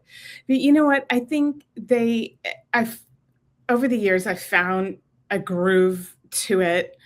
And I've found a flow, and I think the way that really works for me, well, first of all, what has helped immensely is that I do my day job from here, my music studio, and I've done so since the pandemic. So that has allowed me flexibility to be able to kind of work some things if I need to, if I need to do some music things throughout the day. But my personality, though, really is I like to shut off my workday before I kind of dive into music, and whatever capacity I'm doing, whether I'm doing something for the label, or I'm working on my productions or DJ sets or whatever. And the puppy is here with me all day, so that's cool. So the puppy is the PA. Yes. Okay. I see how it is. Maybe I need to get a PA like that as well. Yeah, very interesting insight. And also, you're kind of in the same boat as me, because I also have a day job, and although I'm not fully remote, I can work from here, which it definitely has its pros and cons. What I also wanted to mention as well, just so as we've now got an idea of the working lifestyle of Jay Hill, before we get into some nerdy production stuff, if we've got a wee bit of time for it, I do want to mention, and just bear with me here as I do this analogy, but in Star Wars, Luke Skywalker's teacher and mentor is Yoda. Is Sid Vega your Yoda? Oh man, yes. Yes. Excellent. And if Sid is your Yoda, is Christian Larson your Obi-Wan Kenobi? Very much so. Oh, excellent. And then, so if that's been the case, then can I be the R2D2? Yeah. I'm going a bit too deep for the analogy here, but you get my drift. And I am pretty sure that George Lucas has owned a Shih Tzu in his life. Whoa! This analogy is going like mental right now. That's incredible. I have an Ewok. That's brilliant. But to go back to Sid and or Christian, but I will stick with Sid first. Yeah. How much does he influence your own music and or production methods?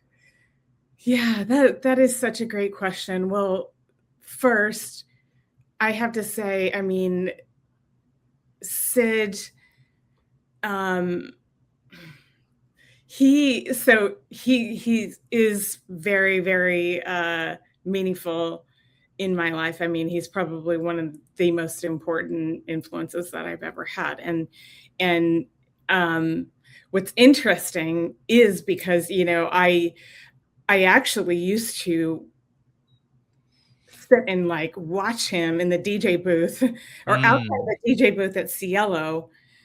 And I just, he blew me away, his skill sets, you know, just as far as, I mean, skill set, that's not the right, you know, that sounds like too corporate for him, but he's an absolute master with vinyl. And he eventually taught me how to spin on vinyl and really, but you know, I kind of had a few, some basic understanding from, you know, I know some things back in my original DJ learning days, but you know, he like having somebody that can show you hands-on, I think these days is something that is priceless because he, you know, it was like, oh no, you scratch the record like this, you don't touch this, you do this, you do, you know, whereas, you know, and I think at one point, like he literally took my hand and was like, this is how you do it, you know, and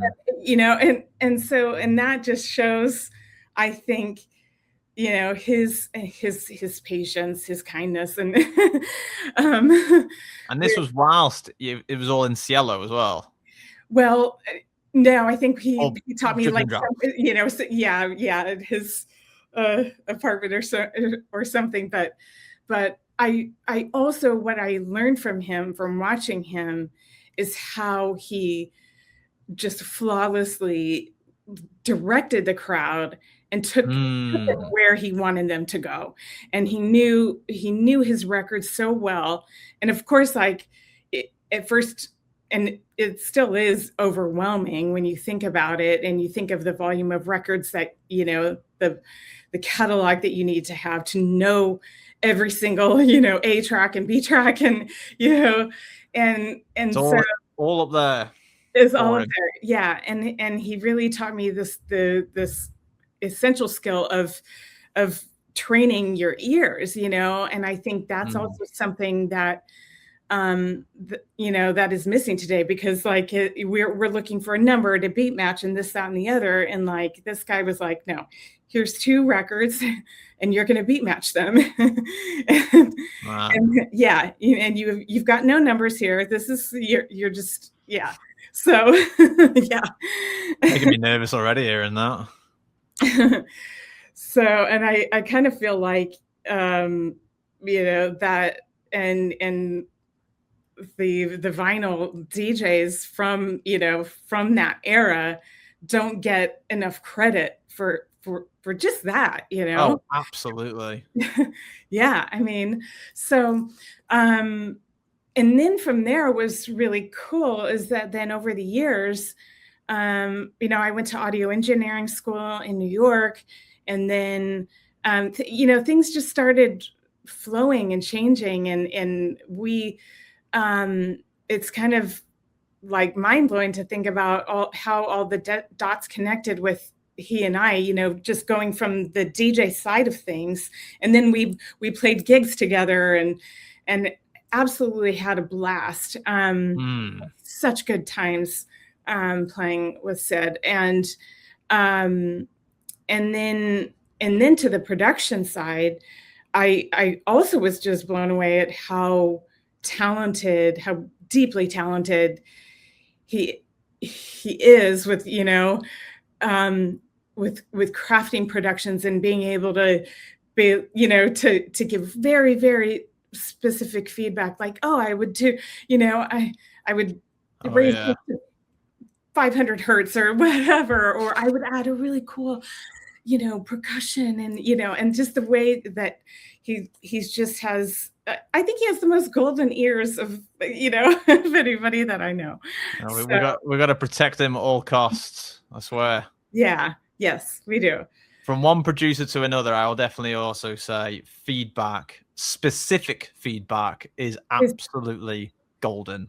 Yeah, and like somebody that will take the time, and it's always positive, and it's never going to be a criticism or anything. It's just like, here's what I would do to make it a little bit better, or or maybe even say like, oh, this definitely needs work, and I'm like, yeah, you're right, so yeah, I'll definitely say that. We all love Sid here, especially now. Even Dave loves him, and he doesn't. And no, we're all big fans of Sid Vega. So shout out to him, especially if he tunes in. I hope he does.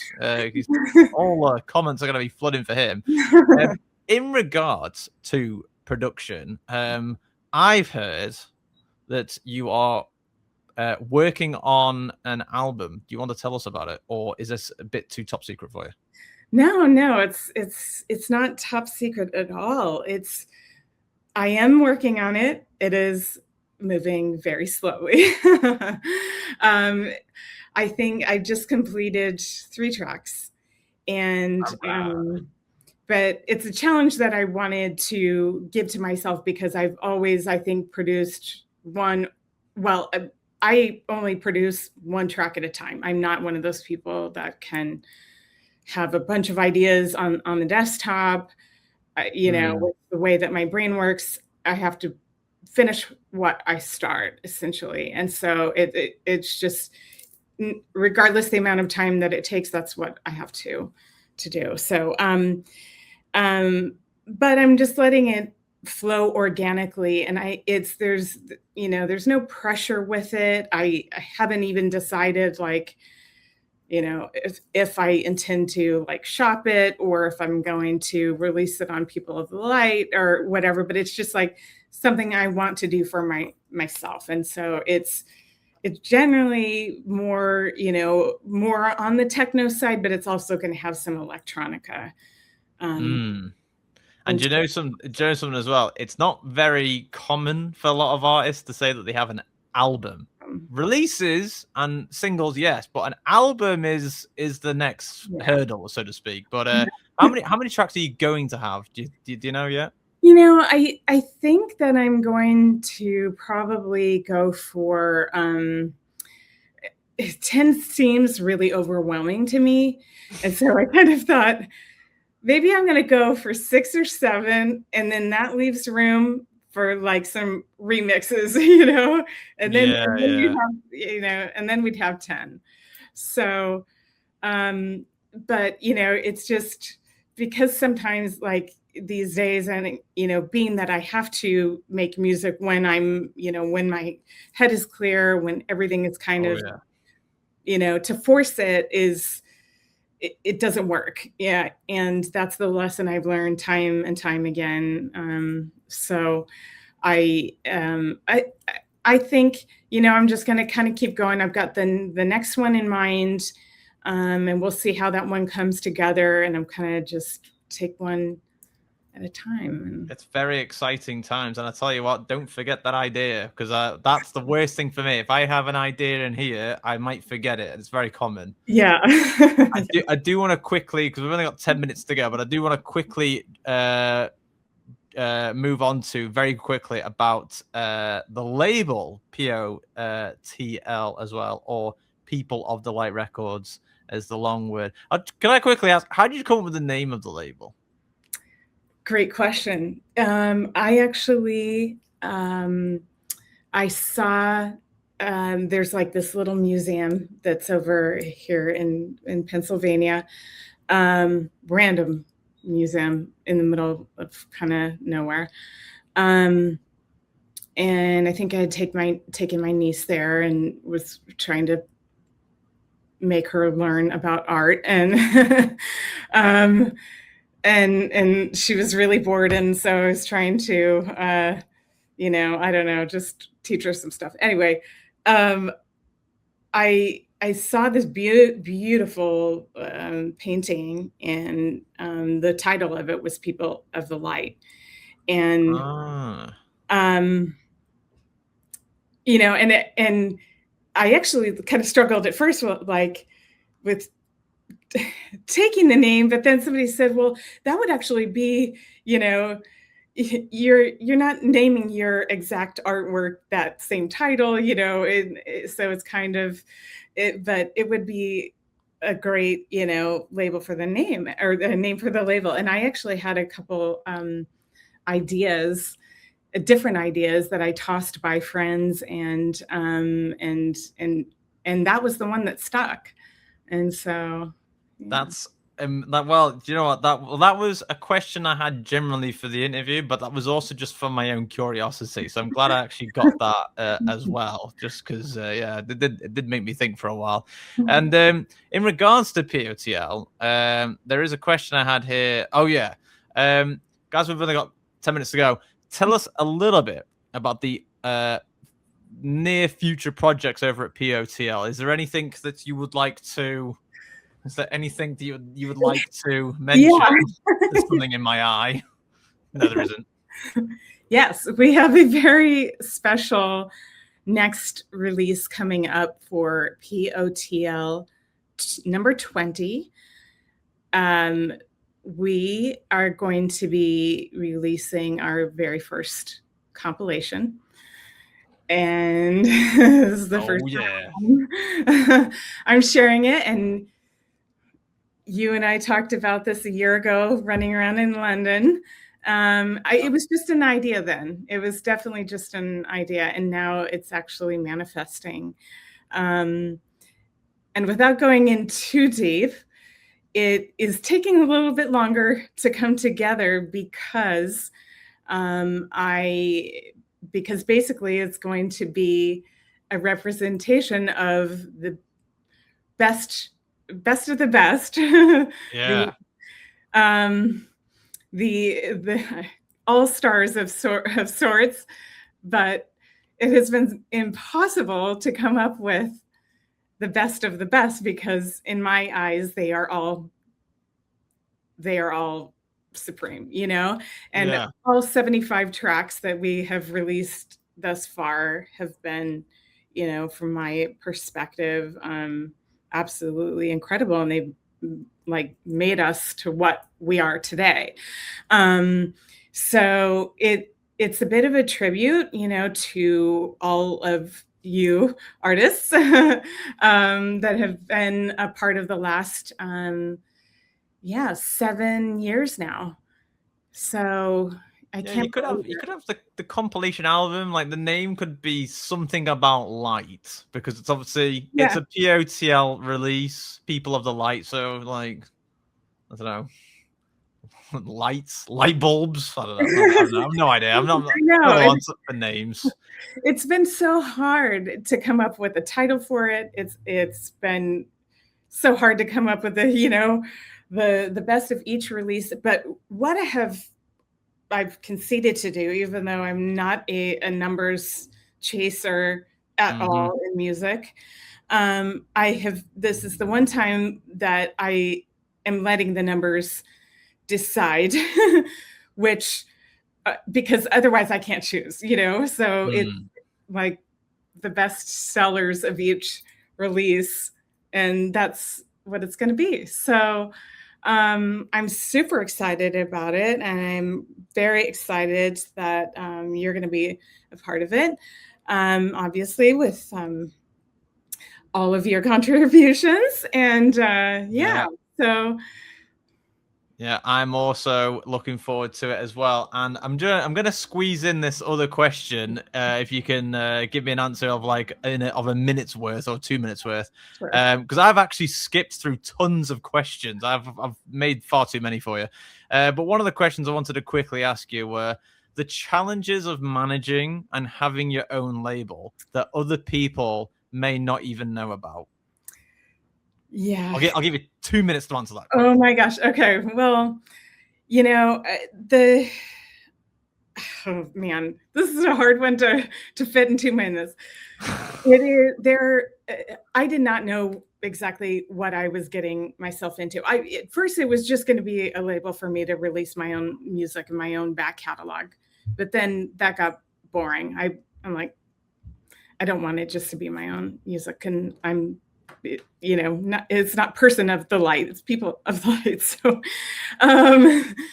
but the biggest challenges are finding the people who need to, the distributors, the promotional companies, the artists, all the behind the scenes, not vendors, but all of those people, for me, it hasn't been like, oh, I'm just gonna, hire them. I've discovered over the years that no, if I am going to, sign into a new distribution deal, or I'm going to work with a new, press company or whatever, I want them to be behind the label and what we're about. And we are not a high volume, high quality, high quantity label at all. That doesn't feel right. We release music when it comes together, and when it, is everything kind of, like just when everything comes together. It's never on a forced timeline. And I think people in the industry want you to be high volume and fast volume, and some of those people are like, well, okay, well, if you give us enough money, we'll work for you. But that doesn't fit right with me. The people that I've found that I work with over the years are behind the label. They really get behind the music and give feedback, and it's not just a, for hire type situation.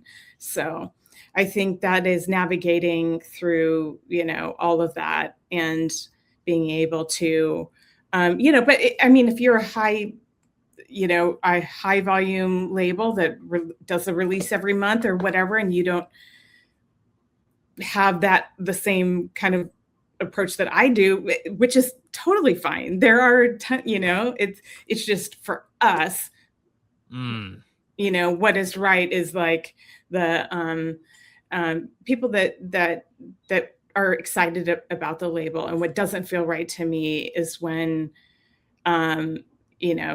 people may treat us like, just another label or whatever. But, the vision is eventually to continue to do the releases, but continue with the label nights and bringing artists in, into those, and being a family of artists, really, and not like releasing tracks and stuff like that. And it kind of, so I think that's definitely the way. I think that's always a nice way to sort of envision a label, is to be more of like a family. I'll definitely say a very strange family, but definitely a family. But when people that, what I love is like two of our artists in Detroit who didn't know each other before. Actually, one lives probably about in Grand Rapids, about an hour and a half or 2 hours from Detroit. They drove to one of their gigs and met up in person and hung out and partied together. And I saw the photos, and I almost got in tears, And yeah, no, when stuff is what when the dots join, we absolutely love that. And I can see we've got only we've got about 30 seconds. So I'm going to try and wrap this all up fairly quickly. Jay Hill, thank you very much for joining us on the podcast. Before you go, and if anyone's wondering, don't worry, I've got it covered. If you want to check out Jay Hill, you can find her on Facebook, Instagram, YouTube, and SoundCloud. You can find her on Facebook, which is at Lady J Hill. Instagram is Le J Hill. YouTube is at J Hill. And then on SoundCloud, it is J Nerf. And then you can also find her on Beatport as just the artist as J Hill, or you can find out the label, which is on Beatport as well, just by searching for People of the Light. And then you can also find out the Instagram account of POTL, which is at WeArePOTL. And I guess we should plug our own as well. And of course, yes, if you want to listen to more of the podcast, and if you've got all the way to this end part of our episode, be sure to like and subscribe to the Changing Faces podcast. You can also find us at Hey Changing Faces on both Instagram, Facebook, Blue Sky, and on X. Thank you very much, everyone. And Jay, let's say bye to everyone. And that would be the end of the recording. Bye, everyone.